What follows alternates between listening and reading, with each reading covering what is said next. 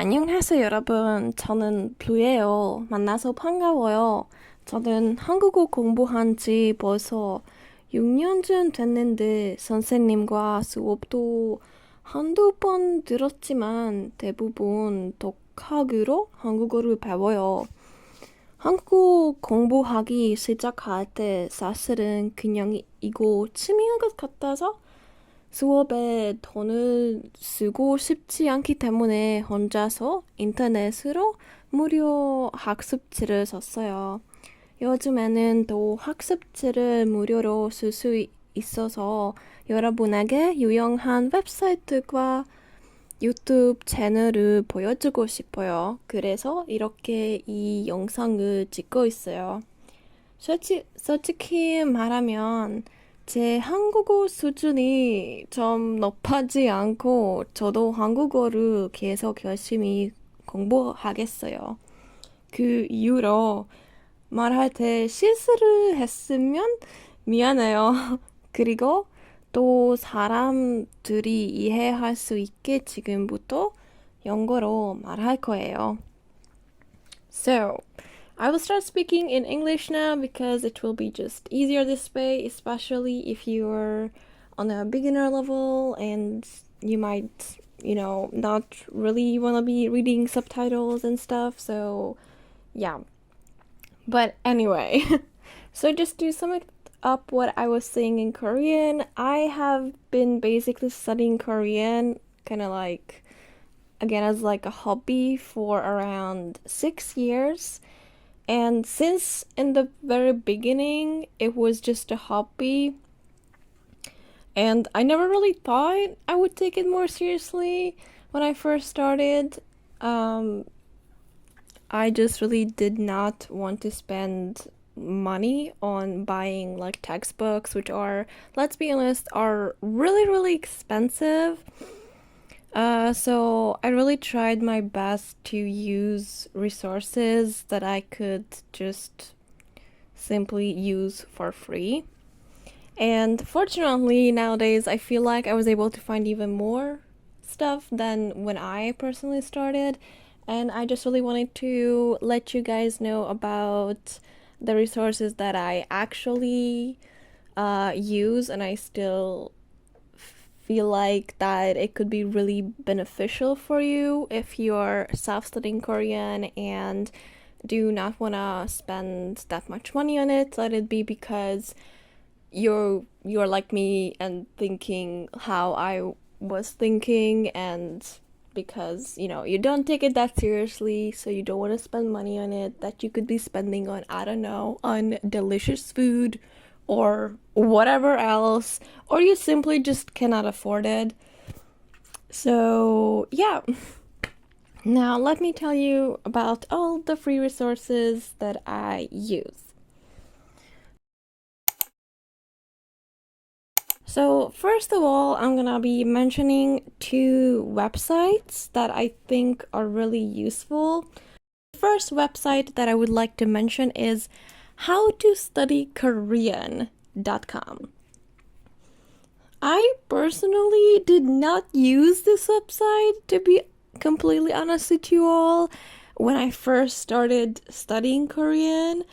I used Talk to Me in Korean, but the reason why I'm not including them in this list of websites because they are actually not free anymore. I think it's been like now around a month or so since now you actually have to pay like a membership to use the courses that I actually did use when it was like still free. So that's why I'm not including them, although I do like them. And that was the website that I used and the podcasts that they created. But again, now I'm just really doing this kind of like updated version of that website, so that's why I'm not including if any of you are curious. But yeah, how to study Korean.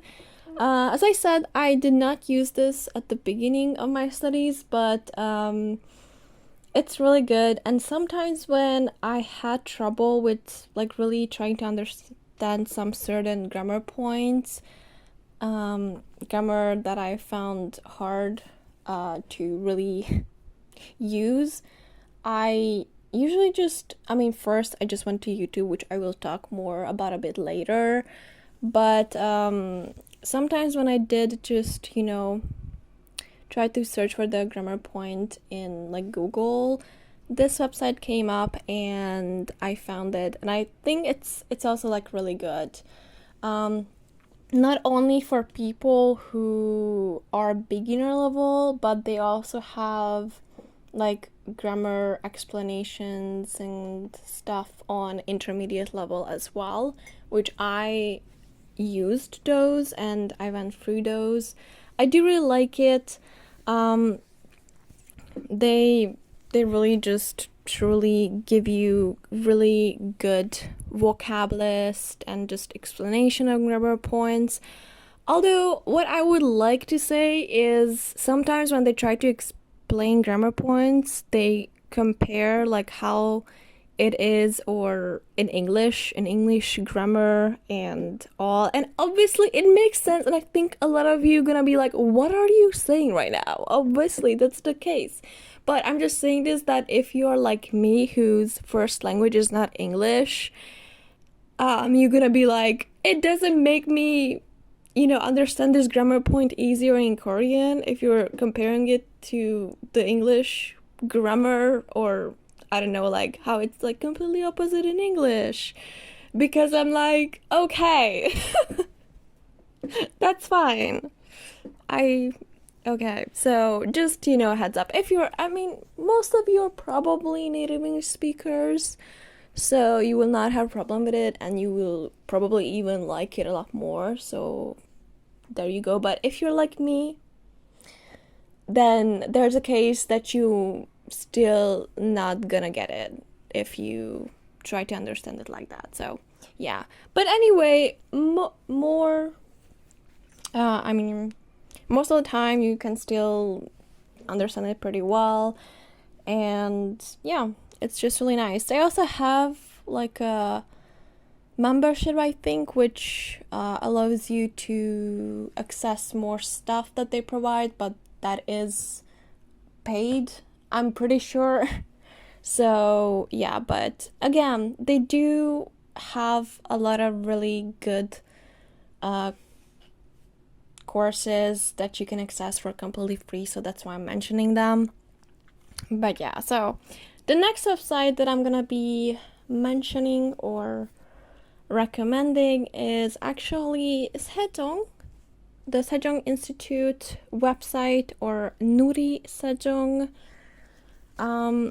This is another website that I do like a lot and I used a lot. They do have a lot of like Sejong textbooks that are even like just full-on textbooks, or they have like conversational specific books, and they even have, I think, for like Korean for business or Korean for travel books, and they are all accessible for completely free.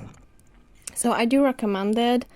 They also have a library that is available, or not Sejong itself, but from that website you're able to access a completely free Korean library that I just found, like, I don't know, I think it was like around 5 months ago when I first found it, and I was like, oh my god, this is the best thing ever. If you love reading and you would like to read in Korean, and of course when you're already at least on a lower intermediate level like I am, this is gonna be your heaven. Like, it's so good. And I'm gonna mention that you can find a lot of textbooks, like Korean textbooks to learn Korean. But what I use it for personally, why I love this so much, is that you can actually find some really good like Korean like literature and like fiction, and not only that, but they have some pretty good variety and some pretty popular books. Like, I actually started reading The Midnight Library by Matt Haig or Haig. I'm sorry, I'm completely wrong in pronouncing his name, but I wanted to read that book for so long. And then I found it that they had the Korean translated version, and I started reading it, and oh my god, I love it. It's so good. Um, and I realized that I can actually read books in Korean. What? I know, it's just such a crazy feel. I am like very, very slowly reading through the book though, because I decided to like actually like look up the words that I do not know, and there's obviously still quite a lot as I'm still on a lower intermediate level and I'm trying to read the Midnight Library, so in Korean. But it's just so much fun and I really do like it, and yeah, I just I just think it's really really good. What I would like to say though is that it's completely in Korean. Once you get to the library, this online library, it is completely in Korean. I don't think you can like switch up the language setting. I don't think so. I think I tried before, but I don't know. Whatever. I think it's even better that it is fully in Korean because again, it's just a good way to familiarize what? I can't speak English anymore. Anyway, it's a good way to get used to some more Korean words, so it's really good. And again, it just works simply as like an online library. You have to actually like borrow the books, and then you are given a certain period of time that you can read it, and then it's like return it. I mean, it's automatically returned at the end of the date until it's yours, but you can also like extend the time that you want to return it for like another week or so. So it's really good. Usually there's like free people who can like rent it out or like borrow it at the same time.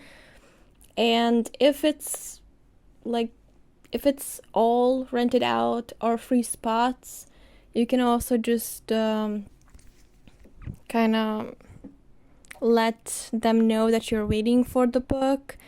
And in that case, once one spot is available, it's gonna be already in your own little library, meaning that now is your time and you're renting it. But anyway, it's really good.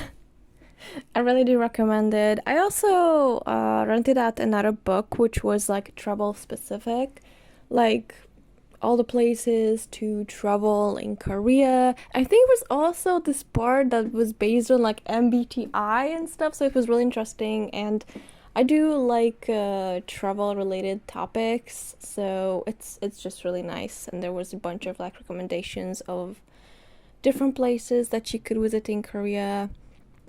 So yeah, there's truly, again, it's a library, so you know what I get.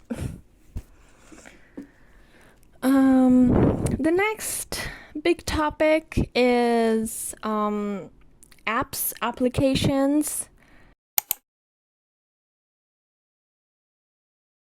So I'm gonna be only talking about applications that I truly like actually use. Okay, so I'm not gonna be mentioning like what is that called? Oh my god, that bird. Oh my god, I completely forgot it. Oh my god, that is kind of embarrassing. But Duolingo. Oh my god, that anyway. I'm not gonna mention Duolingo because I personally am not a fan of it because I tried it before, but it just like makes you translate shit, and honestly, it's just not gonna work. I always hated, by the way, translating, and maybe at first as a beginner it helps you, but eventually like you have to realize, especially once you become like an intermediate learner, that you're not gonna be translating shit, you know? Eventually, if you start like speaking in your target language, like, no, that's not how it is. So I personally am not a fan of. The only reason why I actually do have Duolingo on my tablet is because I want to eventually start learning Japanese, and I do like learning hiragana and katakana there because I do like that function of it when you're just like learning that, but that's the only thing that I use it for. So yeah, anyway. So but okay, so let me tell you about an app that I think you most likely already have or heard of at least, and that is Memrise. So Memrise is, again, it's just for vocabulary and for you to memorize vocabulary. I have been using this ever since I started learning Korean, and I still use it. It's just really good. I don't have anything else to say about it. And even the days when I don't like actively learn Korean, like don't learn from like a textbook or like watching videos and stuff, I implemented it in my daily routine that at least I'm gonna do some reviewing with Memrise. So every single day I do this, it's in my routine, and it's good. That's it. The next application that I'm gonna be recommending is a very similar app. It is also for you to try to memorize vocabulary, and it is Quizlet. You probably heard about this app as well. I do like it. Yeah. I do think Memrise is a bit like prettier or cuter looking, so that's why I use it more. But making like your own like stack of words that you would like to learn in Quizlet is a lot easier, I think. But yeah, both of them, I highly recommend them. These both for memorizing vocabulary. Yeah, just get it. Yeah. I'm gonna be mentioning an app that I am gonna say I would only recommend it for beginners. Slowly, because I think only like the level 1 course, which is for beginners, is available for free. I think it's still available for free by the time you're watching this, and it's not free anymore. I'm so sorry. But it is Lingodeer. I remember when this app first came out, and you know, I was using it. I really enjoyed it, but eventually this one became like a completely like a paid app as well. I mean, not completely, because again, I think for first level of the your target language, like you can go through the first level course for free, but after that then you will have to get a membership. But what's nice though is that there are other, like, not just like a basic course that is available for level 1 for free, but there are like, like travel tips or like travel vocabulary that is just like available in general as well. And also, yeah, so if you're a beginner and you would like a cute little app to help you with, I would recommend this. But again, be mindful that eventually if you don't want to spend money, then you will not be able to use this for a long time. But yeah. And then I have another app, or the last app that I'm gonna be mentioning, that I love, and everyone should have this if you're learning Korean, and that is Naver Dictionary. Wow, I know. But it's honestly just so good, and it also have like different features that you can use it for. It also has like a translation or translating part of it, which is called Papago, And obviously, you shouldn't be using like translator programs because that's not really the best. But if you really feel the need to it, then when it comes to Korean, Papago is your way to go. And Naver Dictionary does have Papago in it.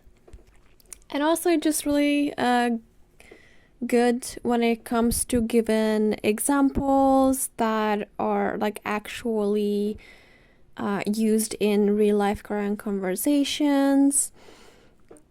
So overall, honestly, it's just a very convenient application to have if you're a Korean learner, and it's definitely one app that you have to have on your phone. So there you go. I'm not even gonna talk anymore about it. So yeah. So the next section that I'm gonna be talking about is YouTube.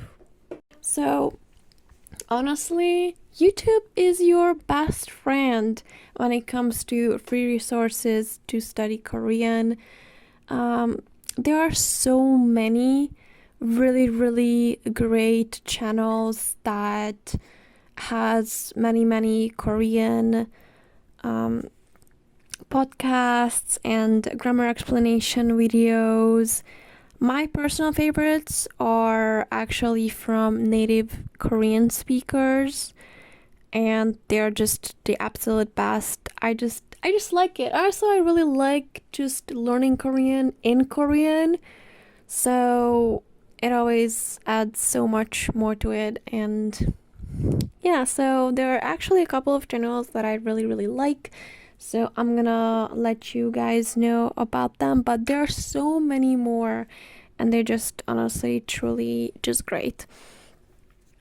So when it comes to YouTube, and you're actually more of an intermediate learner, then I would suggest you to actually watch variety shows that you can find on YouTube, or just in general, even if it's not on YouTube, just variety shows in general. Especially if you have like your favorite like artists and stuff, definitely watch them, and I challenge you to watch them in Korean, and perhaps if with subtitles, then with Korean subtitles. If not available the subtitles, then just simply in Korean fully, because you could be very surprised in how much you can actually understand.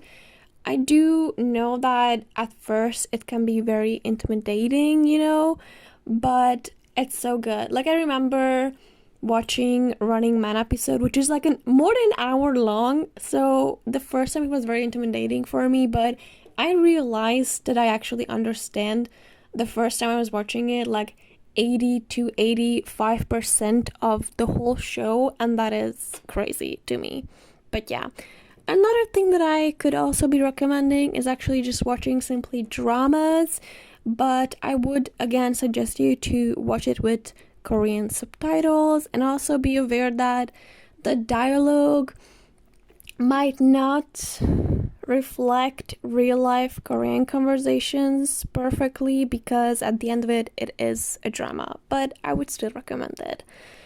And lastly, I have done this pretty recently, and I don't even know why it took me so long, but simply changing your device's language to Korean. I know. Wow. I know it can not mean that much for some people, but honestly, it was the best decision for me, and you can learn some vocabulary with this as well pretty easily. So I would also suggest you to try that, and that is it.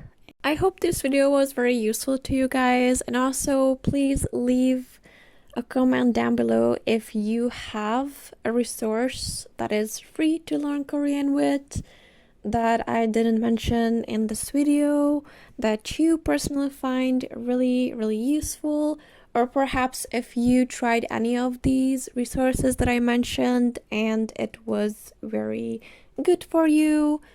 Thank you again for watching, and also please subscribe and like if you enjoyed the video. So yeah, 다음에 봐요, guys. See you next time. 안녕.